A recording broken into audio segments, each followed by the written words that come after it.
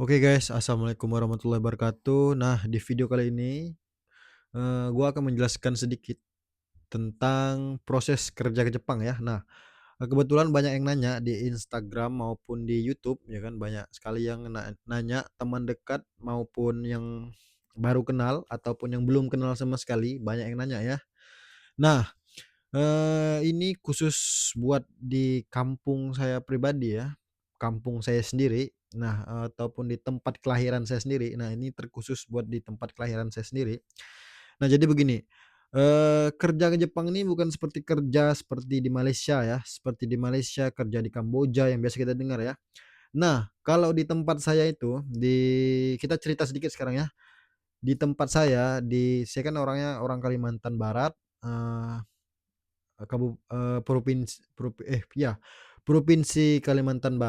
Provinsi Kalimantan Barat, eee, ibu kotanya itu Pontianak. Nah, Kabupaten Mempawah, itu tempat kelahiran saya. Nah, eee, tinggal di Pontianak, kadang-kadang tinggal di Pontianak, kadang-kadang tinggal di Mempawah, ada rumah ya kan. Nah, eee, teman seangkatan saya ataupun teman apa, teman-teman kecil gitu kan, banyak yang nanya ya kan, "Nah, bagaimana berangkat ke Jepang ini gimana caranya caranya?" Tapi sampai detik sekarang pun belum ada langkah-langkah buat teman-teman saya ya. Nah, jadi di sini saya kasih tahu ya semuanya ya. Nah, untuk belajar bahasa Jepang, ini bukan seperti Kamboja, bukan seperti Malaysia, oke? Bukan seperti yang pada umumnya kita dengar di tempat kita ya kan. Nah, jadi begini, kalau di Malaysia ataupun kerja di Kamboja, nah itu kan biasanya kan langsung paspor doang ya kan, nggak tahu pakai visa atau gimana nggak tahu, nggak ada belajar bahasa, nggak ada apa ya kan. Nah, kalau di Jepang ini agak berbeda, ada agak sedikit tingkat kesulitannya agak sedikit rumit lah kalau di Jepang ini ya kan. Nah, Eee, yang perlu diketahui di Jepang ini kita harus sebelum ke Jepang pasti kalian memerlukan peluru ya kan, amunisi. Nah, apa amunisinya? Yaitu amunisinya belajar bahasa Jepang. Nah, kalau kalian nggak pandai bahasa Jepang, gimana mau ke Jepang ya kan? Nah, coba kalian pikir-pikir dulu. Nah, banyak sekali yang nanya, "Mau kerja mau kerja mau kerja," tapi tidak ada gerakannya. Gerakannya tuh nggak ada sama sekali, niatnya tuh nggak ada. Itu yang pertama, bahasa. Nah, setelah ini step by step ya, saya akan saya akan sedikit rangkum beberapa menit ya kan. Nah, ini step by step-nya, ini ingat yang perlu diingat ini. Ini udah berulang kali saya bilang ini kalau masalah ini ya kan. Nah, belajar itu yang pertama, yang keduanya tes, yaitu ujian bahasa ataupun ujian tingkat, kemampuan bahasa Jepang, yaitu ini yang minimal untuk persyaratan untuk bisa tembus ke Jepang ataupun untuk kerja ke Jepang, ini ujian JFT atau JLPT. Nah, kalau ini ujian bahasa JFT atau JLPT ini, nah ini untuk program Tokutegino. Mungkin teman-teman belum pada tahu ya kan, apa itu Tokutegino. Nah, Tokutegino adalah, kayak memang pekerja ya, kayak PMI ya, Pekerja Migran Indonesia. Tapi ada lagi, banyak pokoknya programnya ya, tapi ada lagi yaitu program kayak magang, internship gitu ya. Nah, itu biasanya ada 3 tahun, 3 bulan, 1 tahun, 8 bulan itu ada ya kan. Nah, tapi saya anjurkan buat teman-teman yang mau cepat berangkat, nah itu bisa juga magang bisa, tapi agak rumit sekarang magang ya. Yang jelasnya kalian ya harus belajar bahasa Jepang, itu yang paling jelas. Nah, ujian yang kedua yang tadi saya bilang, kita lanjut lagi ya. Ujian bahasa Jepang, skill atau maksudnya ujian, kalian itu harus ikut ujian. Ujiannya ke mana? Nah, ujiannya belum ada di kota Pontianak, belum ada. Untuk ujian bahasa JFT ataupun JLPT itu belum ada di kota Pontianak. Pasti teman-teman nanya ya kan, apa itu JFT dan JLPT? Nah, JFT dan JLPT tadi, yang tadi saya bilang, itu adalah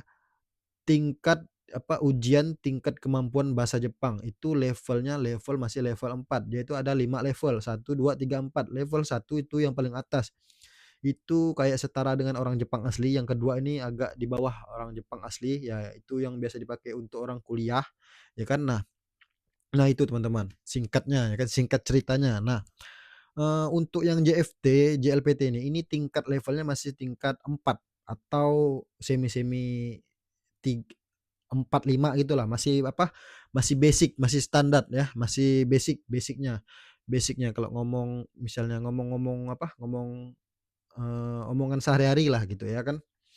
Nah itu, yang kedua yang tadi kita lanjut ya, eee, oke, nah itu yang harus kalian ambil, JFT atau JLPT. Tapi saya sarankan sekarang adalah untuk mempermudah keberangkatan ke Jepang, yaitu ambillah JFT. Nah itu bisa dicek, kalian cek aja di Google ini sekarang kan udah apa, sekarang kan udah mudah ya kan, untuk mencari data sekarang ya. Internet itu kan banyak ya kan, di internet banyak kan untuk memudahkan mencari data. Kalian ketik ada JFT ataupun JLPT, cara daftar atau cara ujiannya cari aja udah pasti ketemu ya kan. Nah itu, kalian harus ambil itu ya. Sebelum ke Jepang kalian harus ambil itu yang tadi saya bilang. Nah, yang ketiganya, kalian harus ujian skill SSW. Nah, apa itu SSW? SSW ini kayak keterampilan kalian. Misalnya kalian mau kerja di bagian apa? Kalian kerja di bagian perhotelan misalnya kan. Ada itu sertifikatnya ada. Kalian mau kerja di bagian perhotelan, ada sertifikatnya. Kalian mau kerja di bagian restoran, ada sertifikatnya. Kalian mau kerja di bagian pertanian, kayak konstruksi, konstruksi itu kayak tukang. Pertanian ataupun apa lagi, pengolahan makanan kayak pabrik bisa, ada itu semua, ujian skill ya. Nah itu yang ketiga. Kenapa harus ujian skill? Nah, eee, ya itu sebagai persyaratan kalian buat melangkah untuk kerja ke Jepang. Nah itu ya. Maksudnya kayak kalian di Indonesia kan kayak apa, misalnya kalian mengajukan CV, itu udah pasti kan CV. Nah, kalian pasti kan ada kayak sertifikat-sertifikat yang untuk pendamping biar kalian ini bisa masuk, biar apa, persyaratannya lengkap. Nah itu, contoh kecilnya. Nah, oke tadi yang ketiga ya. Nah yang keempat, step by step-nya, yang tadi kan belajar bahasa Jepang, ujian bahasa JFT ataupun JLPT, yang apa, yang kedua ya kan. Yang ketiganya kalian harus ujian skill SSW. Nah, yang ketiga ya. Nah, yang keempat, kalian itu wajib job matching. Nah, apa itu job matching? Job matching itu kayak kalian itu, eee, ini bahasa saya pribadi ya, bahasa saya pribadi biar mempermudah kalian untuk maksudnya yang dari nol yang belum tahu Jepang kan pasti nggak tahu job matching apa segala macam ya kan.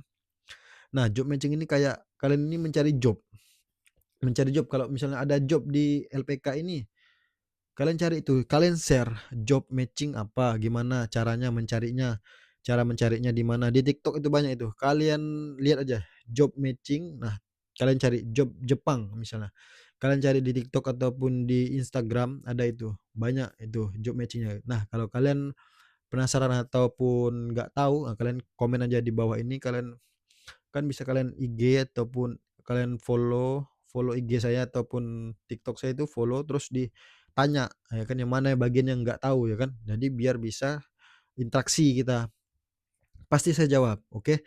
Nah, itu job matching itu. Kalian itu kayak di Indonesia, kalian misalnya cari perusahaan ini, misalnya ada tercantum nih, dibutuhkan orang di bagian pertanian, di bagian perhotelan misalnya kan. Nah itu kan pasti ada tuh wawancaranya tanggal sekian, ini detail jobnya ini, gaji sekian, ini alamatnya ini, apartemennya ini, macam-macam, fasilitasnya apa-apa ya kan yang disediakan ya kan.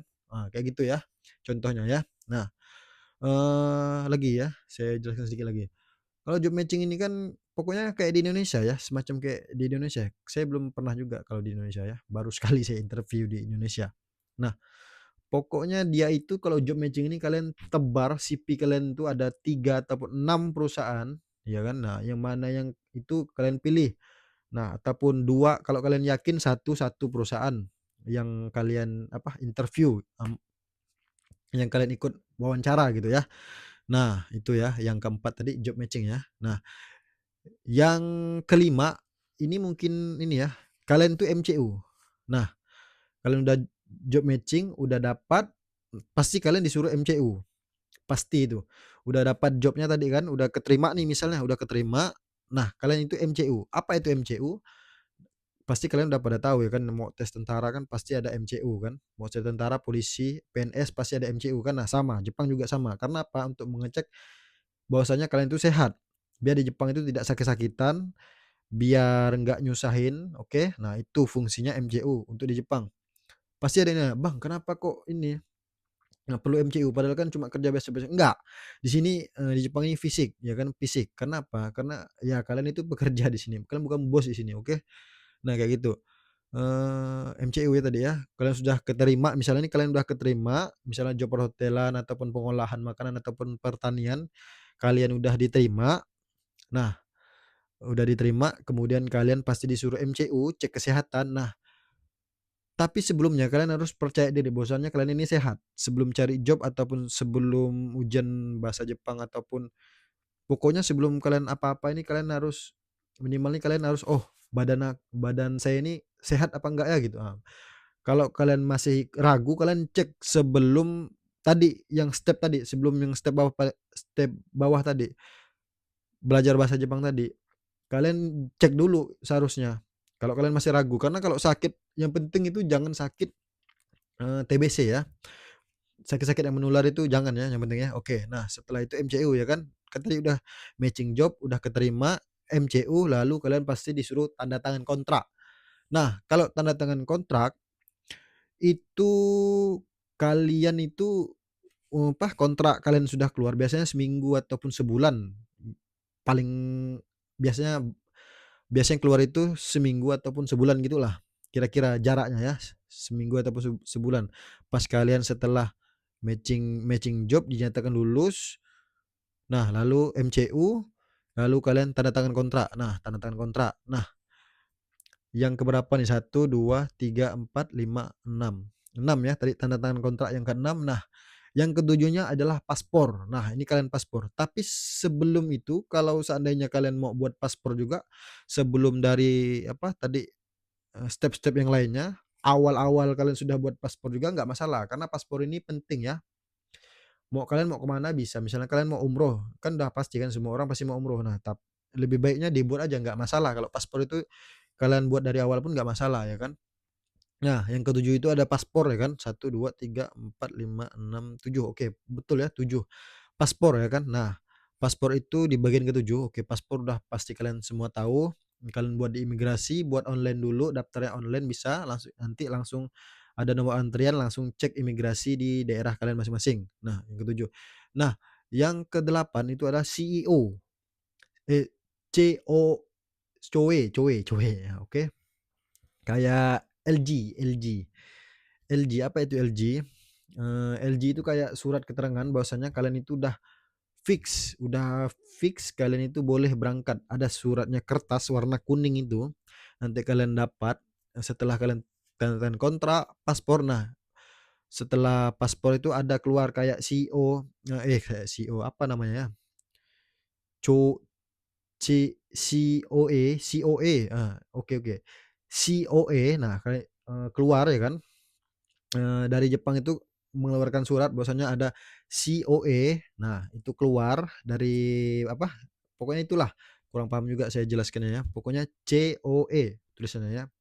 Nah, itu setelah keluar dari pemerintah Jepang, nah bahwasanya kalian itu kayak boleh apa resmi, boleh ke Jepang, berangkat ke Jepang ya kan. Nah, setelah itu kalian pembuatan visa. Nah, visa ini biasanya 3 sampai 3 hari, iya 4 hari lah buat visa ini ataupun 1 minggu gitulah kira-kira ya, jarak waktu ya ataupun 2 minggu gitu bisa jadi juga, kurang paham juga tapi buat visa ya, buat visa, pembuatan visa ya di mungkin ya pokoknya kalau di daerah saya nggak ada belum bisa belum bisa untuk membuat visa untuk ke Jepang belum ada ya. Nah, kalau dari Pontianak itu biasanya ke Jakarta dulu kalau buat visa ya. Nah, lalu terbang ke Jepang. Nah, itu yang terakhir terbang. Nah, terbang ini kalian itu kan persiapkan semuanya, udah sip, kelar semua, siapkan ini, tinggallah kalian terbang, tinggal kalian berangkat ke Jepang. Nah, itu dia step-stepnya ya. Nanti ada gambarnya di sini, saya akan apa, saya akan, bagikan gambar step ininya, saya akan bagikan gambar step-step step ke Jepangnya. Ini versi ini ya, versi mudahnya ya, versi mudahnya buat kalian, maksudnya kalau yang belum paham ataupun yang belum tahu, nah ini step by step-nya. Jangan tanya-tanya yang aneh-aneh lagi ya kan, boleh tanya tapi, to the point gitu ya, apa yang mau ditanyakan, jangan terlalu banyak basa-basi, langsung to the point apa yang mau ditanyakan. Jadi langsung saya jawab, langsung saya, kasih tahu ya yang mana yang nggak tahu, oke? Nah ini just, mungkin ini saja ya, oke. Ini udah mungkin udah lengkap, nanti saya bagikan gambarnya, kalian cermati, kalian pahami, dan kalian pelajari ya. Biar kalian itu, ya setidaknya kalau kalian mau ke Jepang ya ini gitu, saya kasihkan ininya, jalannya gitu. Apa yang nggak tahu ditanyakan, LPK-nya nggak tahu ditanyakan. Saya belum bahas tentang LPK di sini, oke. Oke, sampai di situ aja video kali ini. Kurang lebihnya mohon maaf. Kita jumpa di lain waktu, besok, lusa, ataupun hari-hari lainnya. Oke, selamat malam dan salam dunia perjepangan. Selamat malam.